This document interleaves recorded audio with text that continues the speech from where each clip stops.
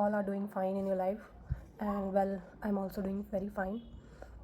So एक चीज़ मैंने लिखी थी अपनी डायरी में, so it's really important I think. अगर कुछ लोग ऐसे हैं कि उन्हें अपनी समझ नहीं आ रहा लाइफ में how to move on, and if they are sad, how to feel normal I think. So ये मैकेनिज़्म मैंने सीख लिया था अपने दिमाग को ऐसे डाइवर्ट करने के लिए कि ताकि चीज़ें नॉर्मली हो जाएं, and it actually worked for me. So I wrote this in 2024. I hope कि ये चीज़ आपको हेल्प करे. सो मैंने खुद के लिए ये लिखा था कि I hope you are fine and happy.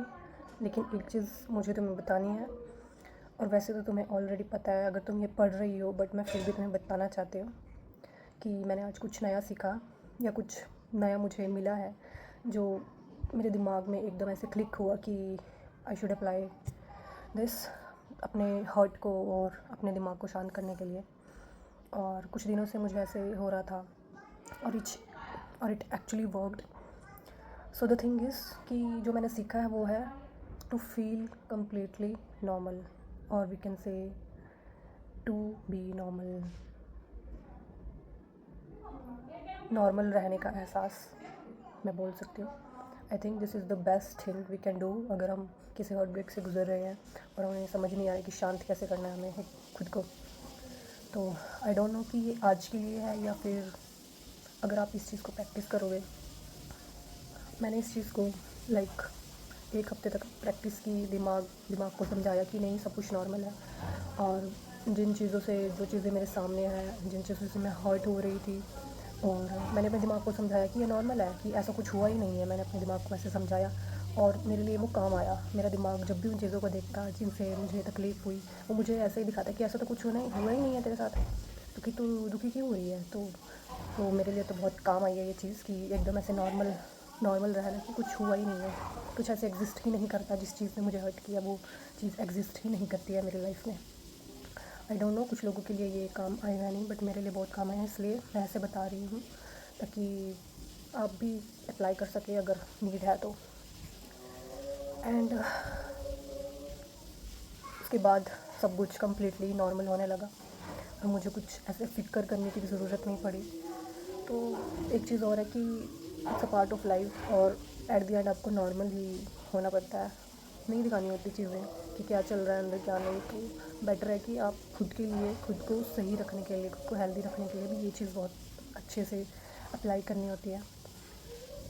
और यही चीज़ करके मैं अपने बिल्कुल बेसिक टास्क जो मैं डेली करती थी वो मैं नॉर्मली करने लगी हूँ. एंड उस टाइम पे मुझे बहुत अच्छा फील हो रहा था.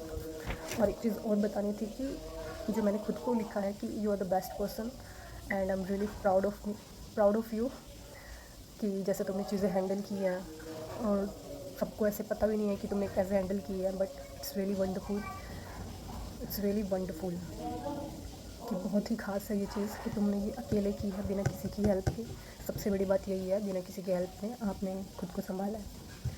और अगर कुछ लोग ऐसे हैं जो बिना किसी की हेल्प के खुद को इमोशनली या मेंटली भी हेल्प कर रहे हैं सिर्फ खुद के लिए, तो it's really commendable, and I am really proud of those people who can do it, because बहुत मुश्किल चीज़ है ये. और अगर लोग मुझे ऐसे समझते हैं कि मैं बहुत रूड पर्सन हूँ, क्योंकि उस टाइम पे ना आप ऐसे इरिटेट से रहने लग जाते हो कि आपको लगता है कि सामने वाला तो बस ऐसे ही मतलब हमारा दिल दुखाएगा या कुछ भी, तो अच्छे पर्सन्स को भी ना आप ऐसे रूडली जवाब देते हो. तो उसके लिए मैंने लिखा है कि अगर लोगों को ऐसा भी लगता है कि मैं एक रूड पर्सन हूँ, तो उस टाइम पे मेरे दिमाग में क्या चल रहा था वो उनको नहीं पता है, तो ऑब्वियसली हम उनको हर्ट कर देते हैं. But it's all right. I think आप बाद में जाके एक्सप्लेन कर सकते हो इस चीज़ को. और उन लोगों के लिए जिनको देख के, या उन चीज़ों के लिए जिनको देख के मैं दुखी होती हूँ, तो मैंने उनके लिए लिखा है कि even if they used my emotion, अगर उन्होंने मेरे साथ बुरा भी किया है, बट मैंने अपने लिए क्या किया है कि मैं I choose to be a good person. और मैं उन सभी लोगों को माफ़ करती हूँ जिन्होंने मुझे हर्ट किया है, क्योंकि it will not change anything अगर मैं उनको ब्लेम करूँगी एट द एंड. बेशक उनकी गलती हो, बट ब्लेमिंग करना, क्योंकि कुछ पार्ट आप भी उसमें इन्वॉल्व थे, तो वो भी वैसे भी कोई ज़रूरत नहीं है, क्योंकि वो आपकी एनर्जी को वेस्ट करेगा. उसको सामने वाला तो वैसे भी चेंज नहीं होना।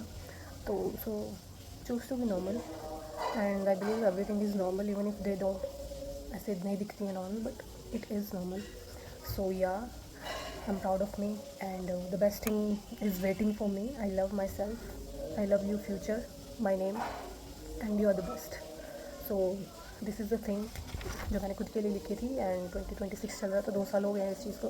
तो आई थिंक जब मैंने ये लिखी थी तो उस टाइम तो मैं मे बी उस फेज़ में थी, बट नाउ मैं बहुत ज़्यादा डिटैचमेंट, आई नो कि कैसे डिटैच होना है चीज़ों से।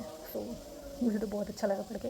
अगर इस चीज़ से किसी को हेल्प मिले तो प्लीज़ कमेंट डाउन। तो यही था आज के लिए। तो थैंक यू वेरी मच जिन्होंने भी मुझे सुना, और जिन लोगों को ये चीज़ समझ आई है या कुछ भी, आई डोंट नो, मुझे लगा कि मुझे बताना चाहिए तो मैंने बता दिया। So yeah thank you and bye bye, take care.